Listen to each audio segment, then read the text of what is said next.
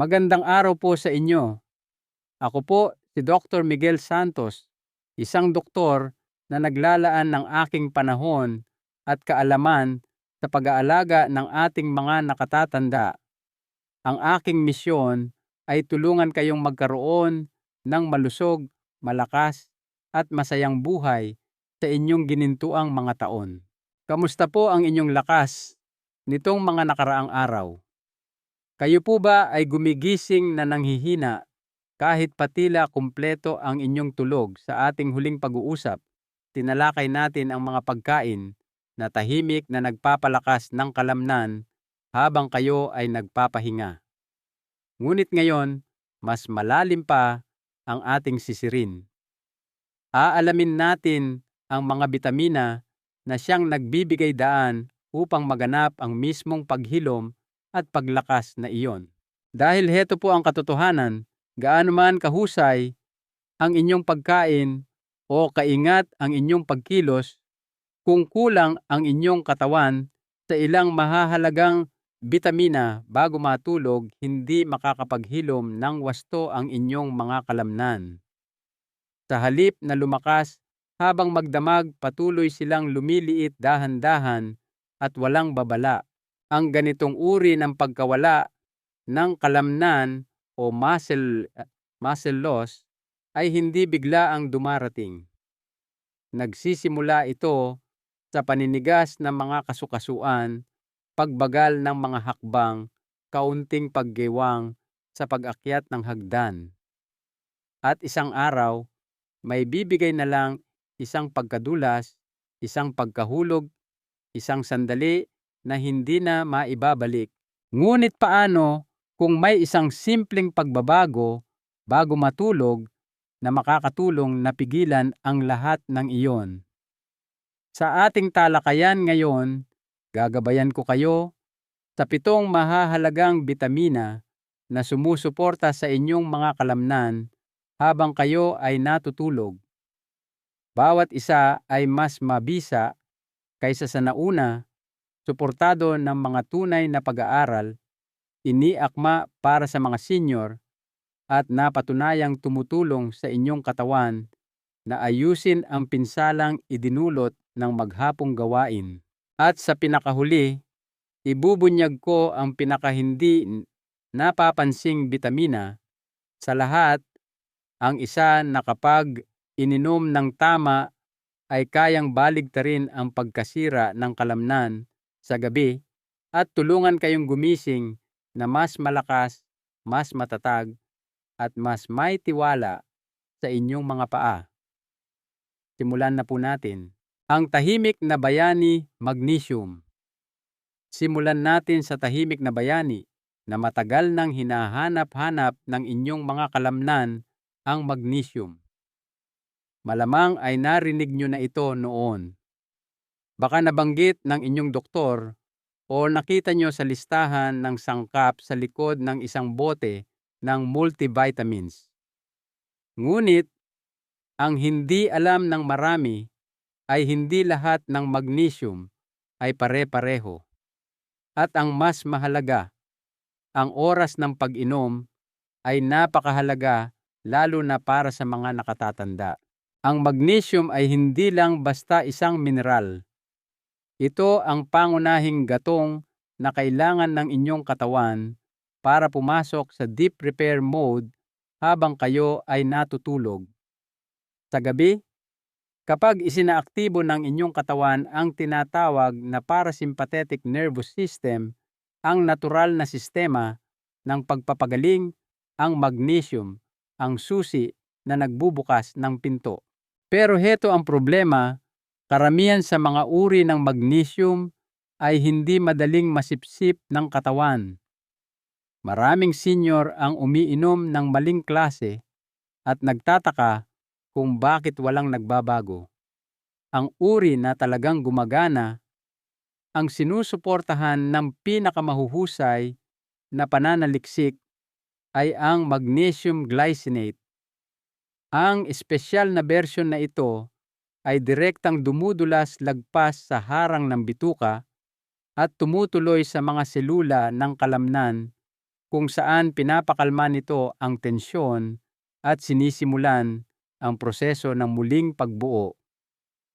Isipin nyo ito na parang isang marahang senyas na nagsasabi sa inyong mga kalamnan, ligtas na ngayon.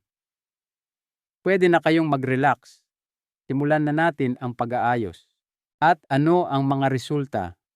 Sa isang pag-aaral mula sa Universidad ng Palermo, ang mga senior na may edad 65 pataas na uminom ng 235 mg lamang ng magnesium glycinate gabi-gabi sa loob ng 3 buwan ay nakakita ng 34% na pagbuti sa kanilang muscle function sa umaga. Nabawasan ang kanilang pamumulikat, nabawasan ang paninigas, at gumanda ang kalidad ng tulog. Mga totoong resulta hindi mula sa ehersisyo, hindi mula sa protein shake, kundi mula sa isang simpleng gawi bago matulog. Bakit napakahalaga nito?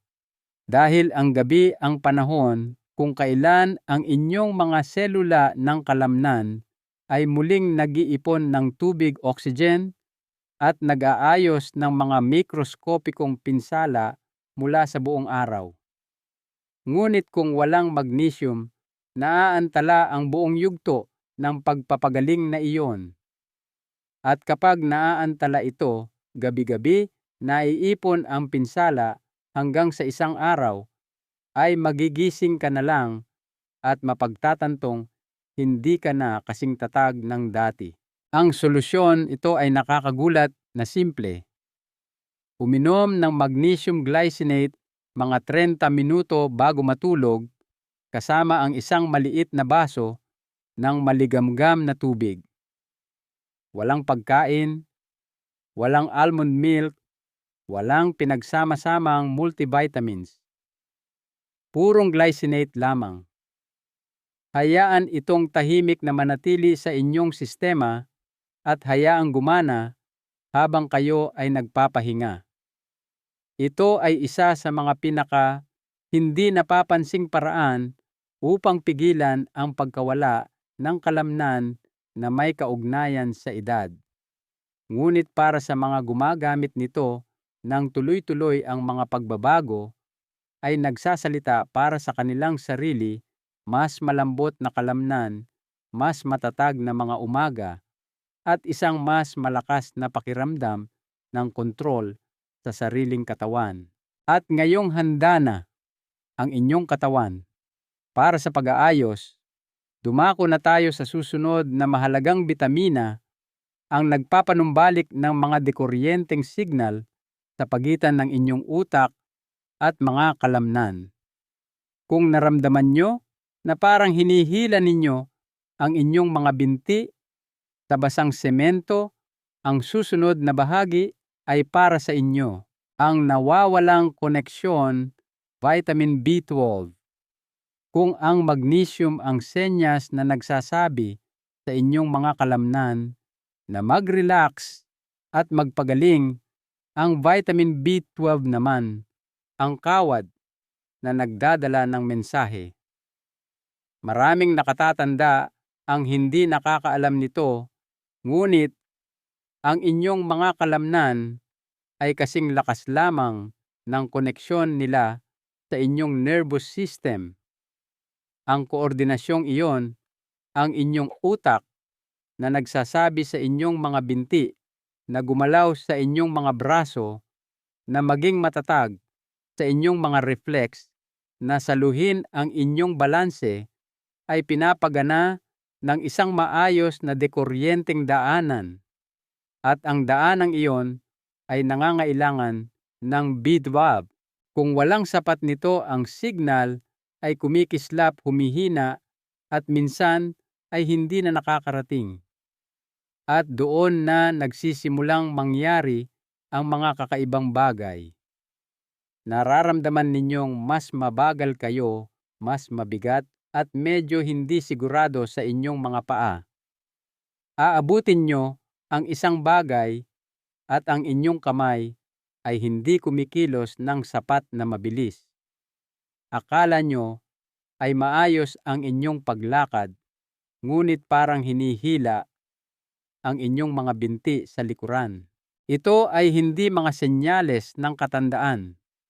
Ito ay mga senyales ng kakulangan sa bitaw dalam na tahimik na pumapasok sa inyong sistema. At heto pa ang nagpapahirap dito, habang tayo ay tumatanda, ang stomach acid na kailangan para maabsorb ang B12 mula sa pagkain ay nagsisimulang bumaba. Ibig sabihin, kahit na kumakain kayo ng karne o umiinom ng multivitamin, maaaring hindi pa rin nakakakuha ng sapat ang inyong katawan. Ito ay tinatawag na tahimik na maninira ng lakas ng kalamnan. Sa isang dahilan, hindi nyo mararamdaman ang pinsala hanggang sa nakaapekto na ito sa inyong pagkilos. Ngunit may pag-asa, at ito ay nasa anyo ng methylcobalamin, ang pinakamadaling maabsorb na bersyon ng vitamin B12. Ipinapakita ng mga pag-aaral na ang mga nakatatanda na uminom ng mataas na dosis ng methyl B12 ay nakaranas ng malaking pagbuti sa komunikasyon ng nerbiyos sa kalamnan. Isang malaking pag-aaral ang nag-ulat ng 14.2 na pagpapabuti sa neuromuscular coordination sa loob lamang ng 8 linggo. Hindi iyan maliit na numero.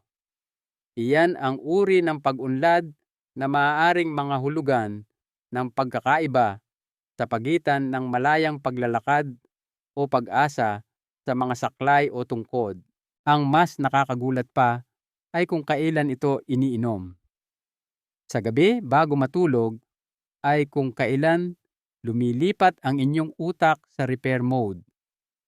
Sa panahon ng mahimbing na tulog, isinasagawa ng inyong nervous system ang gawaing pagpapanatili nito, tinatagpi at ibinabalik ang mga maselang koneksyon na iyon. Iyon mismo ang panahon kung kailan pinakakailangan at pinakamabisa ang B12.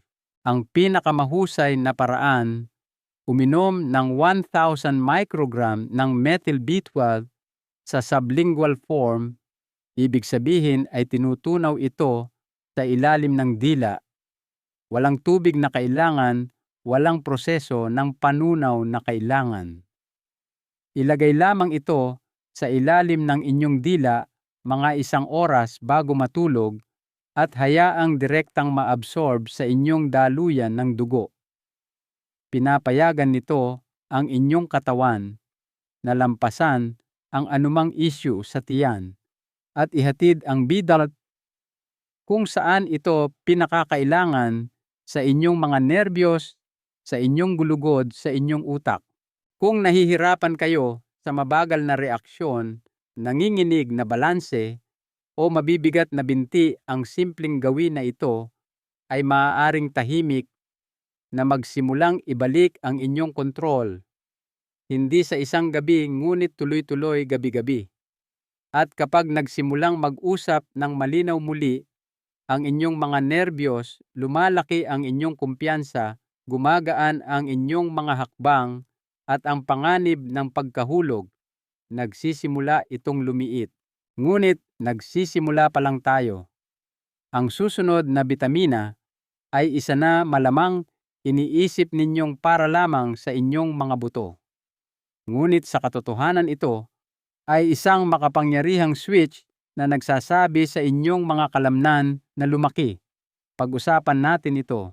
Ang switch na nagpapalaki sa kalamnan vitamin D3. Karamihan sa mga tao ay iniisip ang vitamin D3 bilang bitamina para sa buto. At oo, totoo iyon. Ang vitamin D ay may malaking papel sa pagsipsip ng calcium at sa kalusugan ng buto. Ngunit kung hihinto kayo, diyan, nawawala sa inyo ang isa sa pinakamahalagang lihim tungkol sa makapangyarihang nutrient na ito. Ang vitamin D3 ay hindi lamang isang bitamina. Ito ay isang hormone na direktang nakikipag-usap sa inyong mga kalamnan, lalo na habang tayo ay tumatanda. Ang komunikasyong ito ay nagiging mas kritikal kaysa dati. Sa kaibuturan ng inyong mga hibla ng kalamnan ay may maliliit na genes na responsable sa pagsasabi sa inyong katawan kung kailan dapat muling magtayo, kung kailan dapat mag-imbak ng enerhiya, at kung kailan dapat pigilan ang pagkasira. Sa gabi habang kayo ay natutulog, ang mga genes na ito ay naghihintay ng isang signal. At ang signal na iyon ay ang vitamin D3. Kung wala ito, ang mga switch na nagpapalaki ng kalamnan ay mananatiling nakapatay. Hindi nagsisimula ang pag-aayos, hindi muling nabubuo ang tissue, at ang resulta, gumigising kayong mas mahina kaysa sa araw bago, kahit na ginawa nyo ang lahat ng tama sa maghapon. Bukod dito, kinokontrol ng vitamin D3 ang isang napaka-espesyal na uri ng hibla ng kalamnan na tinatawag na fast-twitch fibers. Ito ang mga inaasahan ninyo para sa balanse, katatagan, at mabilis na pagkilos, tulad ng pagsalo sa inyong sarili kapag natitisod kayo o pag-akyat sa isang mataas na bangketa.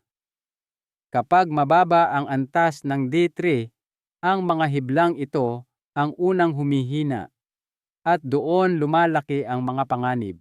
Isang klinikal na pagsubok na inilathala sa Journal of Clinical Endocrinology ay natuklasan na ang mga senior na uminom ng 2,000 IU ng vitamin D3 araw-araw sa loob lamang ng 12 linggo ay nagkaroon ng 18% na pagtaas sa lakas ng kanilang mga binti. Isa pang malaking pag-aaral mula sa Switzerland ang nagpakita na ang mga nakatatanda na may mababang antas ng D3 ay 2 beses na mas malamang na magdusa ng pagkawala ng kalamnan na sapat na seryoso para mangailangan ng mga tulong sa paggalaw. Ang mas nakakabahala pa ay ang antas ng D3 ay may tendensyang bumaba sa magdamag eksakto kung kailan pumapasok ang inyong katawan sa yugto ng pagbuo ng kalamnan. Iyon ang panahon na sinisimulan ng inyong sistema ang isang bagay na tinatawag na protein synthesis, ang proseso ng pagsipsip ng mga amino acid at paggamit sa mga ito upang muling buuin ang tissue ng kalamnan. Ngunit kung wala ang D3 para mag-trigger ng proseso, ang buong siklo na iyon ay hindi nagsisimula. Kaya paano ninyo sisiguraduhing gumagana ito para sa inyo? Uminom ng isang maliit na D3 soft gel pagkatapos mismo ng hapunan kapag nagsisimula ng mag-relax ang inyong katawan. Ngunit heto ang sikreto, isabay ito sa kaunting masustansyang taba, isang kutsaritang peanut butter, isang kagat ng abokado, o kahit ilang mani o kasoy.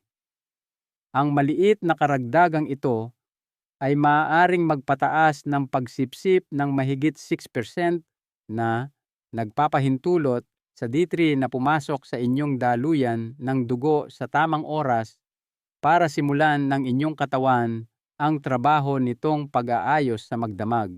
Hindi ito tungkol sa pag-inom ng mas maraming tableta. Ito ay tungkol sa pagtiyak na ang tamang mensahe ay nakakarating sa inyong mga kalamnan sa tamang oras.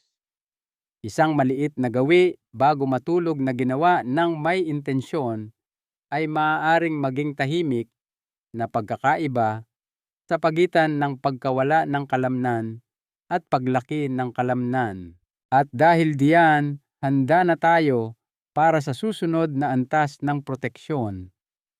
Dahil habang sinasabi ng D3 sa inyong katawan na magpalaki ng bagong kalamnan, hindi nito pinipigilan ang hindi nakikitang pinsala na nangyayari sa panahon ng pag-aayos. Para diyan kakailanganin ninyo ang isang bagay na mas makapangyarihan pa, isang bagay na gumagana na parang baluti para sa inyong mga selula. Tingnan natin ito. Ang baluti ng iyong kalamnan, vitamin A. Sa oras na mahimbing na ang inyong tulog ang inyong katawan ay abala na sa pag-aayos, pagbubuo at pagpapagaling. Ngunit may isang bagay na hindi na pagtatanto ng maraming senior habang naghihilom ang inyong mga kalamnan, sila rin ay inaatake. Hindi mula sa pinsala o paggalaw, kundi mula sa isang bagay na mas banayad, ang oxidative stress. Ito ay isang natural na proseso kung saan ang maliliit at hindi matatag na mga molekula na tinatawag na free radicals ay nagsisimulang sirain ang malusog na mga selula ng kalamnan sa panahon ng paggaling. At habang tayo ay tumatanda, mas nagiging hindi handa ang ating mga katawan na ipagtanggol ang sarili laban dito. Dito pumapasok ang vitamin E. Karamihan sa mga tao ay iniisip ang vitamin E bilang isang bagay na matatagpuan sa mga skin cream, mabuti para sa moisture, marahil para sa mga kulubot. Ngunit ang hindi alam ng marami ay para sa mga senior, ang vitamin E ay gumaganap na parang panloob na baluti ng kalamnan. Bumabalot ito sa mga lamad ng inyong selula ng kalamnan at pinoprotektahan sila mula sa mga pag-atake ng free radical sa panahon ng pagtulog. Hindi lamang nito pinapanatili ang tissue, pinapayagan din nitong maganap ang paggaling ng ligtas at walang abala. Kung walang sapat na vitamin E, ang inyong mga hibla ng kalamnan ay nagiging mahina. Mas mabilis silang nasisira, mas mabagal maghilom at nawawala ang kanilang natural na pagkaelastiko. Sa paglipas ng panahon, ang tahimik na pagkasirang iyon ay nagiging kapansin-pansin. Gumigising kayo na may mas maraming pananakit ng katawan. Nararamdaman nyo ang paninigas sa inyong mga braso o binti. Ang mga simpleng gawain tulad ng pagbangon sa kama o pag-akyat ng hagdan ay nagsisimulang maging mas mabigat, mas mabagal, mas mahirap. Ngunit ang pananaliksik ay nagbibigay sa atin ng dahilan upang kumilos. Sa isang pag-aaral na inilathala sa American Journal of Clinical Nutrition, ang mga senior na may mas mataas na paggamit ng vitamin E ay nagpakita ng 20% na mas mahusay na pisikal na pagganap, kabilang ang pinabuting lakas ng pagkuyom, grip strength at bilis ng paglalakad. Isa pang pag-aaral mula sa Universidad ng Arkansas ang natuklasan na ang mga nakatatanda na uminom ng 400 IU ng natural na vitamin E bago matulog ay makabuluhang nagbawas ng mga marker ng pinsala sa kalamnan sa magdamag. Mahalagang huminto dito at ituro ang isang bagay: hindi lahat ng vitamin E ay magkakapareho. Ang sintetikong uri na madalas na may label na DL sa bote ay hindi gumagana sa parehong paraan. Ang gusto ninyo ay ang natural na anyo na karaniwang nakalista bilang D-alpha tocopherol. Ang bersyon na ito ay mas epektibong nasisipsip at naghahatid ng proteksyon na kailangan ng inyong mga kalamnan sa kritikal na yugto ng paggaling. Mahalaga rin ang oras. Ang vitamin E ay pinakamahusay na gumagana kapag ininom sa walang laman na tiyan mga 1 oras pagkatapos ng inyong huling pagkain. Iyon ang dahilan kung bakit perpekto ang oras ng pagtulog. Sa panahong iyon ang inyong katawan ay pumapasok sa mahimbing na tulog at ang inyong mga kalamnan ay sa wakas handa ng maghilom. Iyon din ang panahon kung kailan pinakamataas ang oxidative stress at kung kailan gumagana ang vitamin E. Kung mananatili kayong pare-pareho ang mga epekto ay tahimik ngunit makapangyarihan. Pagkatapos ng ilang linggo, maraming nakatatanda ang naguulat ng mas kaunting pananakit ng katawan pagkatapos ng pang-araw-araw na gawain, mas mahusay na balanse at higit na kadalian sa paggalaw. Ang uri ng mga pagpapabuti na hindi mo napapansin sa araw-araw, ngunit bigla mong napagtatanto kapag ang paglalakad ay mas makinis at ang iyong enerhiya ay hindi na nauubos bago magtanghali. Ang vitamin E ay hindi nagpapalaki ng kalamnan. Ang ginagawa nito ay pinoprotektahan ang mga ito para mangyari ang paghilom. At sa isang katawan na lampas 6 ang ganoong uri ng proteksyon ay hindi matatawaran. Ngayong naprotektahan na ang inyong mga kalamnan mula sa stress at pinsala, oras na para magtanong ng isa pang tanong, ano ang nangyayari sa lahat ng protina na inyong kinakain kung hindi ito magamit ng maayos ng inyong katawan sa gabi? Diyan pumapasok ang ating susunod na bitamina, isa na tahimik na ginagawang lakas ang pagkain habang kayo ay natutulog. Ang karpintero ng lakas, vitamin B6. Isipin nyo ito, kumain kayo ng maayos buong araw. Isang masustansyang hapunan na may mahusay na protina, marahil manok, marahil isda. Ginagawa nyo ang inyong bahagi. Ngunit kinabukasan malambot pa rin ang inyong mga kalamnan, pagod pa rin ang inyong mga binti at ang maliit na kislap ng enerhiya na inaasahan ninyo. Hindi ito dumating. Ang dahilan ay maaaring simple lang. Maaaring hindi ginagamit ng inyong katawan ang protina na ibinibigay ninyo dito dahil kulang ito sa isang kritikal na katulong. Ang katulong na iyon ay ang vitamin B6. Ang tahimik at madalas na hindi napapansing bitamina na ito ay may papel na napakahalaga lalo na pagkatapos ng edad na 16. Pinapagana nito ang proseso na nagpapahintulot sa inyong katawan na kunin ang protina mula sa pagkain at gawin itong aktwal na tissue ng kalamnan. Kung walang bikid ang protina ay lumulutang lang sa inyong sistema, hindi nababago, hindi nagagamit. Maaaring pinapakain ninyo ang inyong katawan ng lahat ng tamang sustansya, ngunit kung walang B6, para kayong sinusubukang magtayo ng bahay na walang pako. Lahat ay naroon, ngunit walang nagkakabit.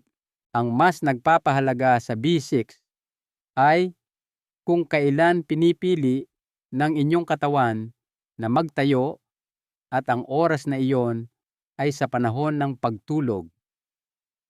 Sa gabi, lumilipat ang inyong sistema sa tinatawag ng mga scientifico na anabolic state, isang panahon kung kailan ang mga tissue ay muling itinatayo, inaayos at pinapatibay.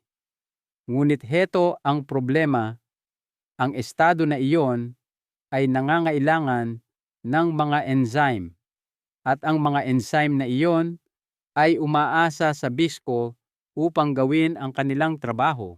Sa isang pangmatagalang pag-aaral na inilathala sa European Journal of Clinical Nutrition, Ang mga nakatatanda na may mas mataas na antas ng B6 ay nagpanatili ng 22% na mas maraming lean muscle mass sa loob ng 3 taon kaysa sa mga may mas mababang antas. Hindi lang iyan lakas sa papel, iyan ay napreserbang kasarinlan. Ipinakita ng isa pang pag-aaral mula sa Tufts University na ang suplementasyon ng B6 ay nakatulong na bawasan ang pagkasira ng protina sa kalamnan sa gabi ng hanggang 18% na nagbibigay sa mga kalamnan ng mas magandang pagkakataon na muling magtayo, hindi masira.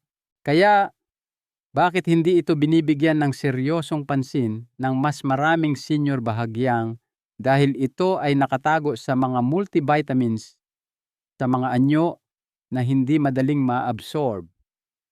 Bahagyang dahil bihirang talakayin ito bilang isang tagapagpalaki ng kalamnan. Ngunit mas alam ng inyong katawan. At kapag sinimulan ninyong ibigay dito ang aktibong anyo na tinatawag na pyridoxal 5-phosphate, nagsisimula itong tumugon. Hindi ninyo kailangan ng komplikadong gawain. Isang maliit na dosis lamang ng 5P na iniinom mga 1 oras bago matulog na may kasamang 1 basong tubig, hindi pagkain. Mahalaga ang huling detalyeng iyan. Sa mga senior, lalo na maaaring bumagal ang panunaw habang tumatanda at maaaring harangan ng pagkain ang bintana para sa tamang pagsipsip ng B6. Bigyan ang inyong katawan ng espasyo para lubusang kunin ito. Hayaan itong gumalaw sa inyong sistema at gawin ang nararapat nitong gawin, baguhin ang mga sustansya tungo sa lakas. Karamihan sa mga tao ay ipinapalagay na pagkatapos ng isang tiyak na edad, ang pagbuo o pagpapanatili ng kalamnan ay hindi na posible. Nahuli na ang lahat. Ngunit sa tamang suporta at sa pagiging pare-pareho, ang paniniwalang iyon ay nagsisimulang gumuho. Dahan-dahan tumutugon ang inyong mga kalamnan. Ang paggaling ay mas makinis. Mas kaunti ang pananakit nyo pagkatapos ng isang lakad. Hindi kayo madaling mapagod. Maaari pa ninyong matagpuan ang lakas kung saan hindi nyo ito naramdaman sa loob ng maraming taon. At sa pundasyong iyon, mayroon pa ring dapat gawin. Dahil habang ang inyong katawan ay maaaring nagtatayo ng kalamnan at gumagamit ng protina ng matalino, may isang huling piraso na nagbubuklod sa lahat ng ito, ang connective tissue, ang pandikit. At para diyan, kailangan ninyo ng isang bagay na kasing lakas, ngunit kasing hindi rin pinapansin. Pag-usapan natin ang vitamin C.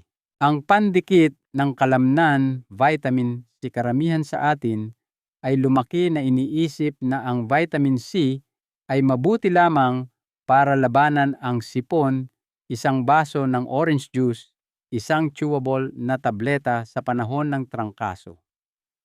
Ngunit paano kung sabihin ko sa inyo na ang vitamin C ay maaaring ang nag-iisang bagay na nagbubuklod sa inyong mga kalamnan sa gabi? Sa literal na paraan, ang inyong mga kalamnan ay hindi umiiral ng mag-isa. Sila ay pinagbubuklod, sinusuportahan at pinapatibay ng isang bagay na tinatawag na collagen, isang espesyal na protina na nagbibigay sa tissue ng kalamnan ng lakas nito, ng pagka-flexible nito at ng kakayahang maghilom pagkatapos ng pagod o pagkasira. At kung walang sapat na collagen, ang mga kalamnan ay nagsisimulang magkabitak-bitak. Sila ay nagiging mas marupok mas mabagal maghilom at nawawala ang kanilang densidad, kanilang katigasan, kanilang pagkaelastiko. Dito nagsisimulang mapansin ng maraming senior ang tinatawag ng mga doktor na sarcopenia, ang unti-unti at mapanganib na pagliit ng mas ng kalamnan habang tumatanda. At ano ang kailangan ng inyong katawan para makagawa ng collagen, tama vitamin C? Sa maghapon, ang inyong mga kalamnan ay nakakaranas ng mga micro-TR, maliliit na punit kahit sa paglalakad, pagtayo o pagdadala ng magagaang bagay. Ang mga punit na ito ay hindi mapanganib. Sa katunayan, normal sila, ngunit dapat silang ayusin. At ang pag-aayos na iyon ay nangyayari sa gabi sa panahon ng mahimbing na tulog. Kung masyadong mababa ang antas ng vitamin C, hindi nangyayari ang pananahi. Ang mga hibla ay mananatiling punit at kinaumagahan ang inyong mga kalamnan ay nararamdamang bahagyang mas mahina kaysa dati. Sa isang pag-aaral na inilathala ng British Journal of Nutrition, ang mga nakatatanda na may pinakamataas na paggamit ng vitamin C ay may 66% na mas mababang panganib ng pagkawala ng mas ng kalamnan. Iyan ay isang nakakagulat na pagkakaiba. Isa pang pag-aaral mula sa Oregon State University ang nagpakita na kahit ang banayad na kakulangan ay humantong sa isang 25% na pagbaba sa produksyon ng collagen sa loob lamang ng 2 linggo. Iyan ay 14 na gabing palpak na pag-aayos, 14 na gabi, kung saan sinubukan ng katawan na ayusin ang mga bagay-bagay, ngunit walang mga kagamitan. Kaya paano natin gagamitin ang vitamin C sa tamang paraan? Ang sagot muli ay oras. Ang pag-inom ng vitamin C bago matulog ay nagbibigay sa inyong katawan ng kailangan nito kung kailan nito kailangan. At habang nakakatulong ang anumang anyo ng vitamin C, ang ilan ay mas banayad sa tiyan at mas epektibong nasisipsip tulad ng buffered vitamin C o liposomal forms. Ang mga ito ay lalong mahalaga para sa mga senior na ang panunaw ay maaaring hindi na kasing tikas ng dati. Isang simpleng 1,000 miligram 1 gramo na dosis ng dekalidad na vitamin C na iniinom sa walang laman na tiyan mga 1 oras pagkatapos ng hapunan ay tahimik na nagsisimulang gumana habang kayo ay nakakatulog. Pinupuno nito ang inyong mga tissue, sinusuportahan ang collagen synthesis at tumutulong na pagtagpi-tagpiin muli ang mga hibla ng kalamnan. At kapag ininom ng tuloy-tuloy, nagsisimula itong magpakita mas kaunting paninigas sa umaga, mas malaking paggalaw ng kasukasuan, mas malakas na connective tissue, at higit sa lahat mga kalamnan na nararamdamang hindi na nasisira kundi muling nagtatayo. At kung gumagamit na kayo ng mga collagen supplement o evening protein, heto ang katotohanan, kung walang vitamin C, hindi sila gumagana ng maayos. Hindi maaaring mabuo ang collagen nang walang suporta ng enzyme na ibinibigay ng vitamin C. Para itong pagbuhos ng semento na walang tubig. Lahat ay naroon, ngunit walang tumitigas. Hindi lang ito tungkol sa kagandahan o kumikinang na balat. Para sa mga nakatatanda, ang vitamin C ay tungkol sa integridad ng istruktura. Ito ay tungkol sa pagbibigay sa inyong mga kalamnan ng kailangan nila upang manatiling buo, gumagana at matatag. At ngayong napag-usapan na natin ang pag-aayos, suporta pag-activate at proteksyon, oras na para sa huli at pinakamakapangyarihang piraso, isang bitamina na hindi pa naririnig ng karamihan sa mga senior, isa na hindi lang sumusuporta sa kalusugan ng kalamnan, kundi kinokontrol kung saan naninirahan ang lakas sa inyong katawan. Susunod ang nutrient na nagbabago ng laro na gumagabay sa calcium sa mga tamang lugar at pinipigilan itong sirain ang inyong mga kalamnan mula sa loob.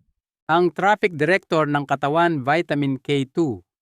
Kung mayroong isang bitamina na maaaring tahimik na maging pagkakaiba sa pagitan ng pagtanda na may lakas at pagdulas, sa kahinaan ito na iyon, vitamin K2. Maaaring hindi nyo pa gaanong narinig ito. Karamihan sa mga tao ay hindi. Ngunit maaaring ito ang pinakamakapangyarihang nutrient sa buong pag-uusap na ito. Bakit? Dahil ang vitamin K2 ay hindi lang tumutulong sa inyong katawan na sumipsip ng mga mineral. Sinasabi nito sa mga mineral na iyon kung saan sila dapat pumunta.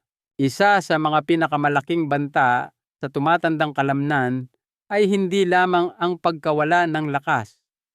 Ito ay ang maling direksyon ng lakas.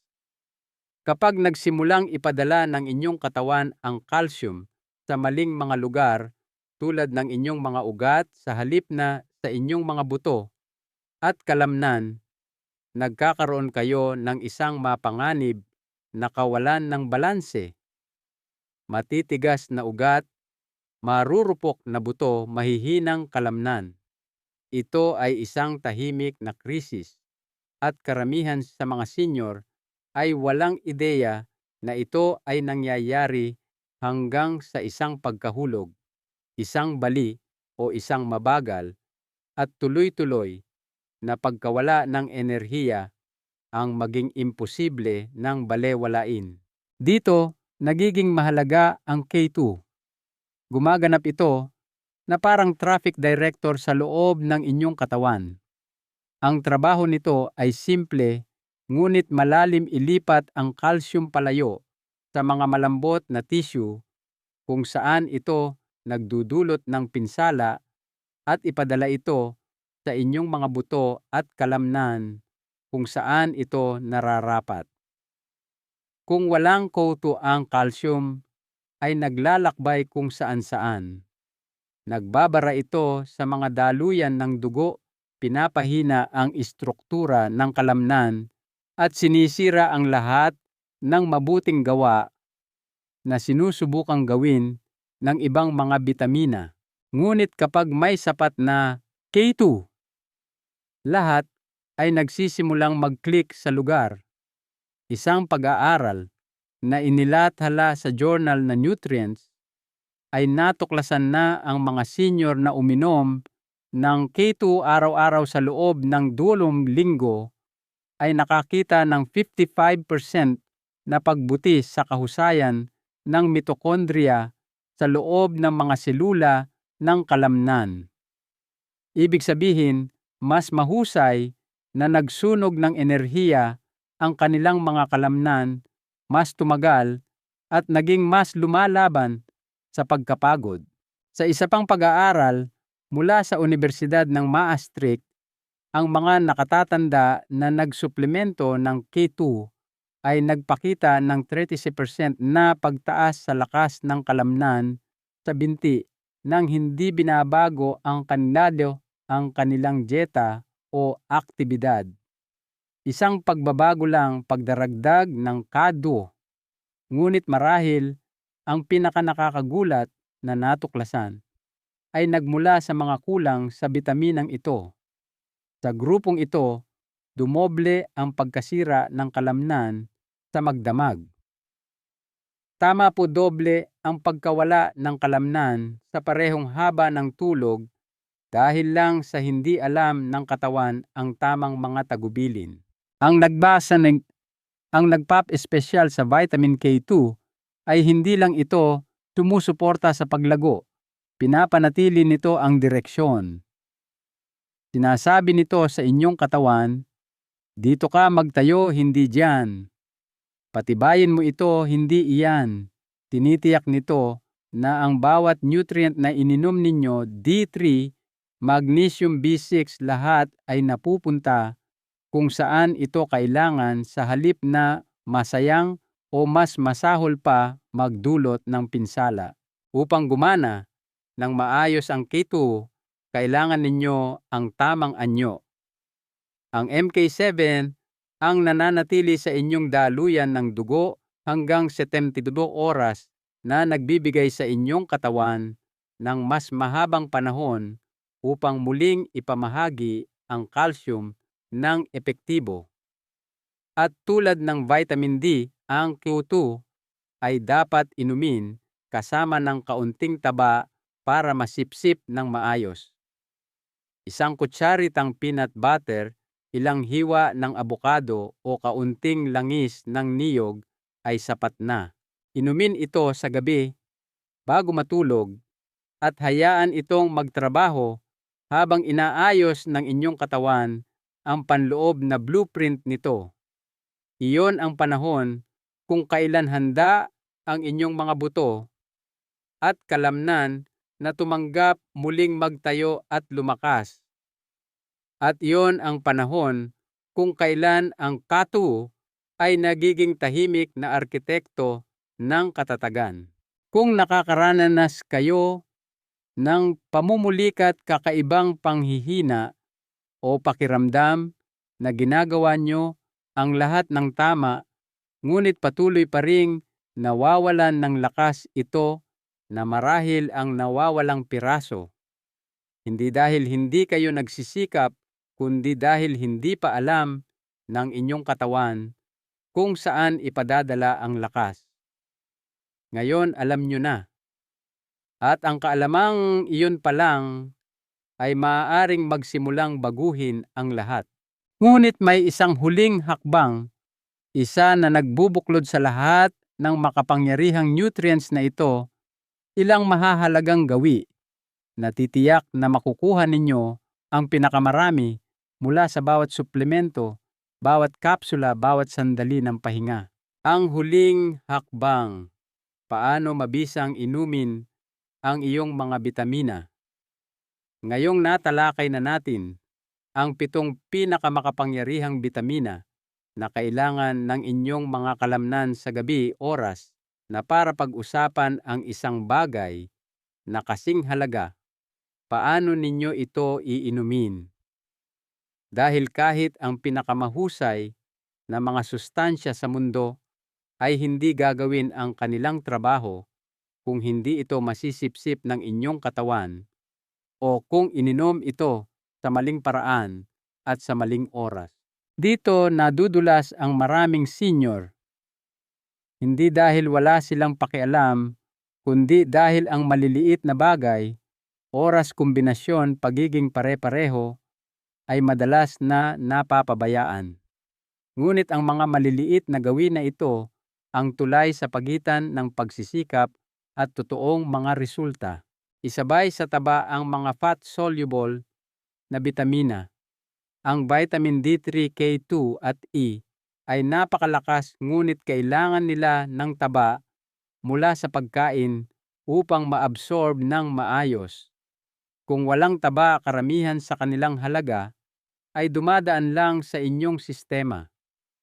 Ang ibig sabihin nito, ang pag-inom sa kanila na walang laman ang tiyan o may tubig lang ay maaaring makabawas ng malaki sa kanilang epekto. Isang maliit na halaga ng masustansyang taba bago matulog, isang kutsarang peanut butter, isang piraso ng abokado o ilang piraso ng kasoy ay hindi lang pinapayagan. Ito ay mahalaga. Paghiwalayin ang mga nag-uunahang mineral. Hindi alam ng marami na ang magnesium, zinc at calcium ay nag-uunahan sa pagsipsip sa inyong sistema ng panunaw. Kung sabay-sabay ninyo silang iinumin, maaari nilang kansilahin ang isa't isa. Iyon ang dahilan kung bakit mahalaga ang pagitan. Ang magnesium glycinate halimbawa ay pinakamahusay na gumagana ng mag-isa mga 30 minuto bago matulog. Kung umiinom kayo ng calcium o zinc, bigyan sila ng sariling bintana mas maaga sa gabi o sa araw upang maiwasan ang mga salungatan sa loob ng inyong tiyan. Piliin ang aktibong anyo. Hindi lahat ng bitamina ay nilikha ng pantay-pantay. Ang mga bersyon na lumalabas sa maraming generic na suplemento ay madalas na hindi gaanong nasisipsip. Ang pagpili ng mga aktibong anyo, methyl B12, sa halip na cyanocobalamin MK7, sa halip na regular na CO2, magnesium glycinate, sa halip na oxide, ay tinitiyak na ang inyong iniinom ay talagang nakakarating sa inyong mga kalamnan at nerbiyos. Hindi ito tungkol sa paggastos ng mas maraming pera. Ito ay tungkol sa pagpili ng mga anyo na kayang kilalanin at gamitin ng inyong katawan nang walang nasasayang.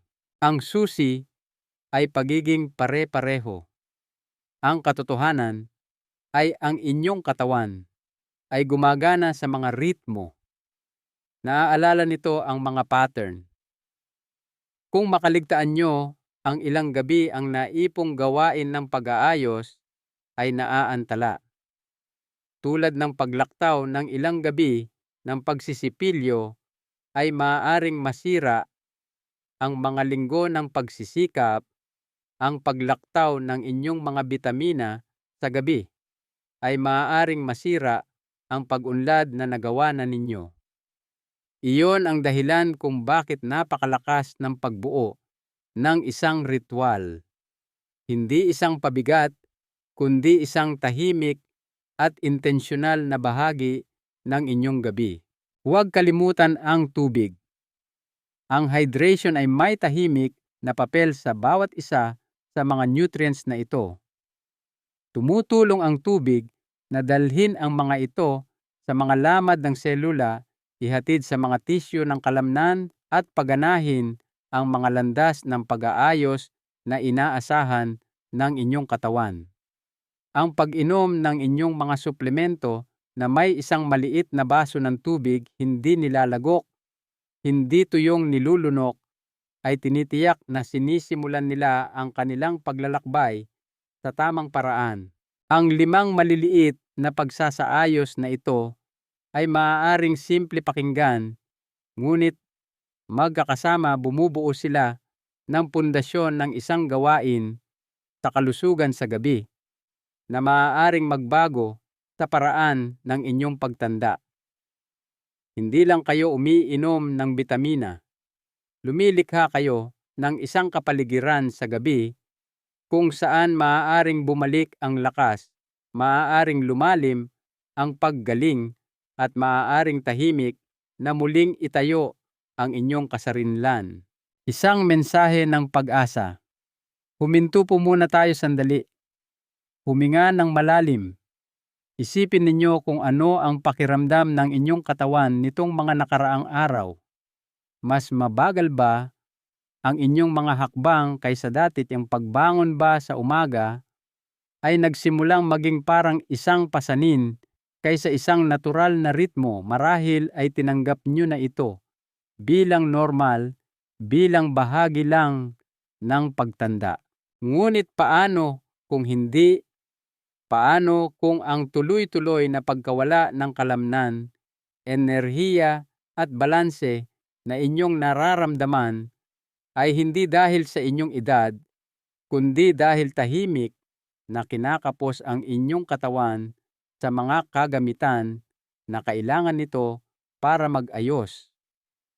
Paano kung sa halip na sumuko sa dahan-dahang paghina, maaari kayong dahan-dahang lumaban simula ngayong gabi? Nalaman ninyo ang tungkol sa 7 pambihirang bitamina. Bawat isa ay may sariling papel magnesium na nagbubukas ng malalim na paggaling B12 na nag-aayos ng tulay sa pagitan ng nerbiyos at kalamnan na gumigising sa mga genes na nagtatayo. Vitamin E na nagbabantay sa bawat selula bid na ginagawang totoong lakas. Ang protina vitamin C na nagtatagpi-tagpi sa mga hibla ng kalamnan gamit ang collagen, at K2 marahil ang pinakamakapangyarihan sa lahat na gumagabay sa lakas eksakto kung saan ito nararapat. Mag-isa bawat isa sa kanila ay makapangyarihan. Ngunit magkakasama bumubuo sila ng isang sistema, isang orkestra sa gabi na tinutugtog ng agham at sinusuportahan ng mga taon ng pananaliksik. Lahat ay tumutugtog ng isang tahimik at mahalagang himig paghilom habang kayo ay natutulog. At ang ganda ng prosesong ito, hindi ito nangangailangan ng malaking pagbabago. Hindi nyo kailangang tumakbo ng marathon o magbuhat ng mabibigat. Kailangan nyo lang ibigay sa inyong katawan kung ano ang matagal na nitong hinahanap, ang tamang suporta sa tamang oras na iniinom, ng may intensyon, ng may pag-iingat, ng may pasensya. Isipin ninyo ang paggising na may mas kaunting paninigas sa inyong mga tuhod. Ang pakiramdam na bahagyang mas may tiwala sa sarili habang naglalakad patungo sa kusina. Ang hindi pag-aalala na mawalan ng balanse kapag tumayo mula sa sopa. Ito ay hindi mga himala. Ito ay mga senyales na tumutugon ang inyong katawan na naaalala nito kung paano maghilom at na ang inyong lakas, bagamat tahimik, bagamat bumagal, ay malayo pa sa paglalaho. Narito ang isang mahalagang aral sa buhay na nais kong ibahagi. Ang pag-aalaga sa sarili ay hindi pagiging makasarili. Ito ay isang kilos ng pagpapanatili.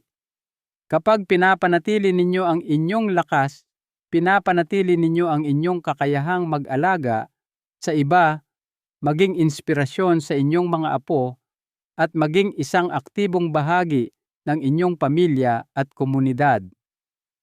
Ang inyong kalusugan ay isang regalo hindi lamang sa inyong sarili, kundi sa lahat ng nagmamahal sa inyo. Kung ang mensaheng ito ay nagpaalala sa inyo ng isang tao, isang asawa, isang magulang, isang kaibigan, isang taong nakikita ninyong nanghihina ng walang paliwanag, huwag po ninyong sarilinin. Ibahagi ninyo ito sa kanila. Dahil ang mga simpleng hakbang na ito ay hindi lamang tungkol sa kalamnan. Ito ay tungkol sa kalayaan, tungkol sa pananatiling nakatayo ng tuwid ng mas matagal, tungkol sa pananatiling malaya ng kaunti pang panahon sa buhay. Kung nakatulong sa inyo ang impormasyong ito, inaanyayahan ko kayong i-like ito upang mas maraming senior na tulad ninyo ang makatuklas ng mga kagamitang ito. Mag-subscribe po kayo sa channel na ito kung nais nyo pa ng mga tip na suportado ng agham na inihahatid ng may pagmamalasakit. At kung mayroon kayong mga katanungan o kwentong nais ibahagi, mangyaring mag-iwan ng komento sa ibaba. Ang komunidad na ito ay binuo para sa pag-uusap, para sa paghihikayat, at para sa pagpapaalala sa isa't isa na kahit sa ating mga huling taon, napakarami pang lakas na natitira upang tuklasin. Ang gabing ito ay hindi lang isa pang gabi. Ito ang simula ng isang tahimik na pagbabalik, isang pagbabalik sa lakas, katatagan, at tiwala sa sarili. At lahat ito ay nagsisimula sa kung ano ang ibibigay ninyo sa inyong katawan bago kayo matulog.